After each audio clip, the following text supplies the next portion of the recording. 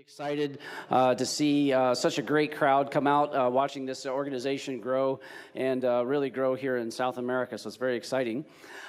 Today's panel is going to be pretty much an open discussion on robotic surgery, which is something that we were really excited about when it first came out, and a lot of different specialties for our adult colleagues have really done an amazing job expanding with first urology, then gynecology, and thoracic surgery for our adult friends, and then also in general surgery, it's really growing in the colorectal realm, so a lot of growth. But in pediatrics, it's been pretty stagnant and has some difficulties. So we're going to talk about it in general. We're going to show where our successes are as well as where our failures, where we think the applications are really good, and why the problems that we're having is why it hasn't expanded as much as we'd hoped to see. And then I'll talk about the future. Besides myself, my name's John Meehan. I'm from Seattle Children's Hospital, and I have my colleagues, our president, East-Aayed Alqahtani. Obviously, you've all seen him several times today with he's putting on a wonderful meeting here, and he's our president. Then we also have Carlos Giné, who's here as well. And then Mark Mikowski is also here with us from Ohio. So looking forward to hearing all of their talks, and we're going to start with our president.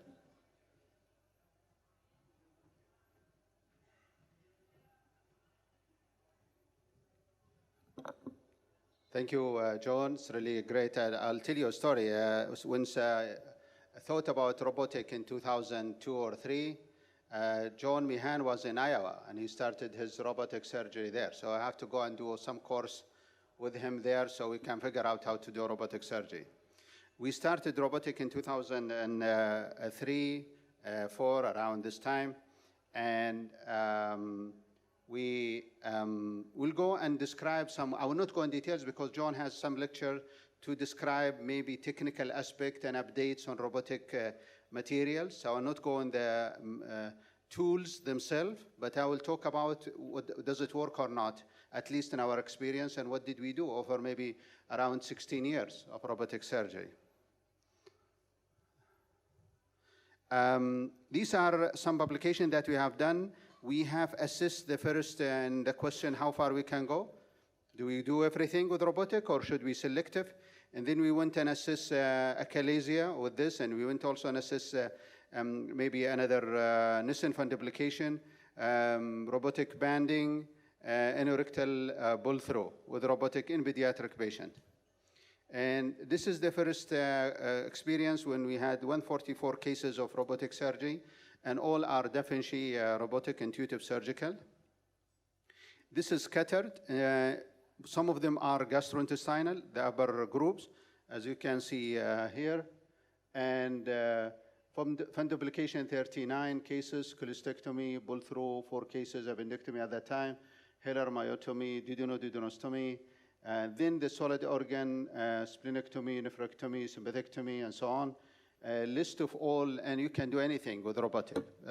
Now, does it work or no? Does it make a difference or no? That's the question. And we are trying at that time to figure out where does it sit? Where does it fit exactly this type of procedure? So on the conclusion of this paper, what we are saying, yes, it's feasible, we can do it, but honestly, we don't know if that will make a difference. And we noticed there is some long operative time in these cases. And then we analyzed some further cases, and I think in anorectal pull-through, we found that maybe it has some advantage, considering we are in the pelvis, considering we have a fistula there, and we want to switch it, and you know, when we do it laparoscopic, there are a little bit of difficulties, but maybe robotic will result in something there. So that's our impression, if any, from all what we have studied. To make a difference, maybe pull-through, especially if we have small instrument or improvement in the system. And then fundoplication, honestly, in non-experienced hand, it will make a difference because you don't need a lot of skillful laparoscopy. You learn the robotic techniques and you do it. But in advanced laparoscopy, definitely you are better doing it advanced laparoscopic surgical rather than robotic. So no question about it. And that's our conclusion. When you have, we are almost 6 surgeons in the department. some of them advanced laparoscopic, and they do it very quickly, in 40 minutes or maybe 30 minutes sometimes. And some people are still will do it 1 hour and a half. For those who will do it 1 hour and a half, robotics might be better in terms of time-wise. But if you do it really and you have the skill, you don't need it.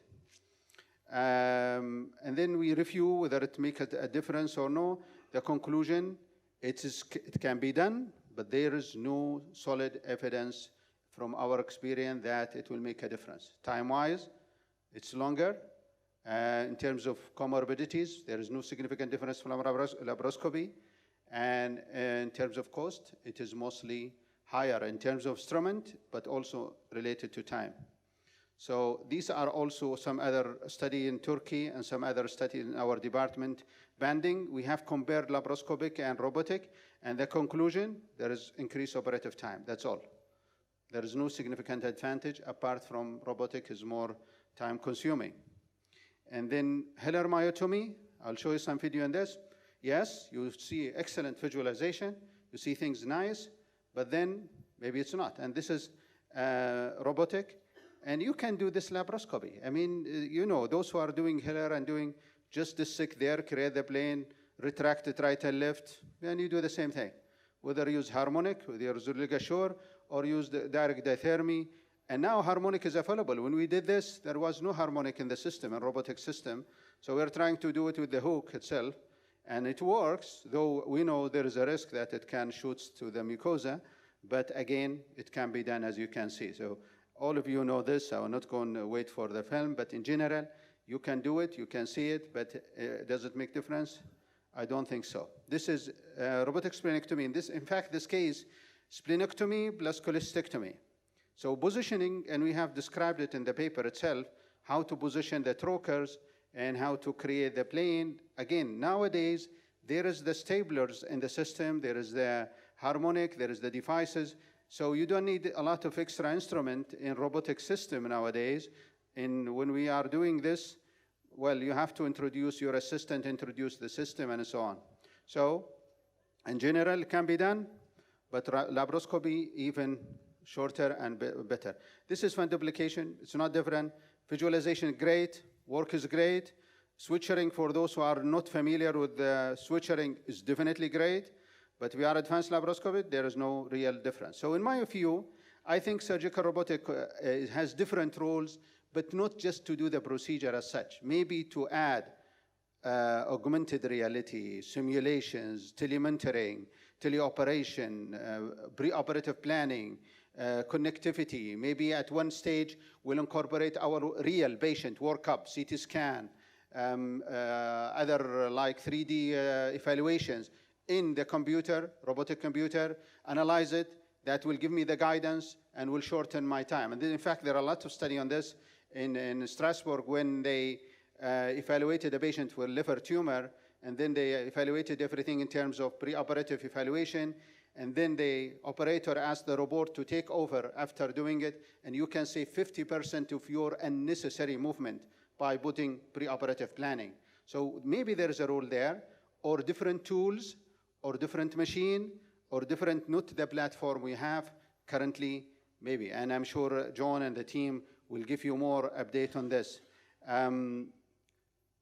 If you look to our conclusion, yes, to replace minimal access surgery, robotic must be really safe and feasible, and that is there. However, it must add advantage to the surgeon, the patient, and the healthcare system. And honestly, till this date, I don't see any of these three advantages. For the patient, surgeon, some surgeon maybe, and as I told you, those who are maybe in the learning curve or some really not frequent exposure to certain type of procedure. But when you are advanced in switching and tying and a loss advanced, no benefit. To date, these provisions, unfortunately, are not available. Thank you.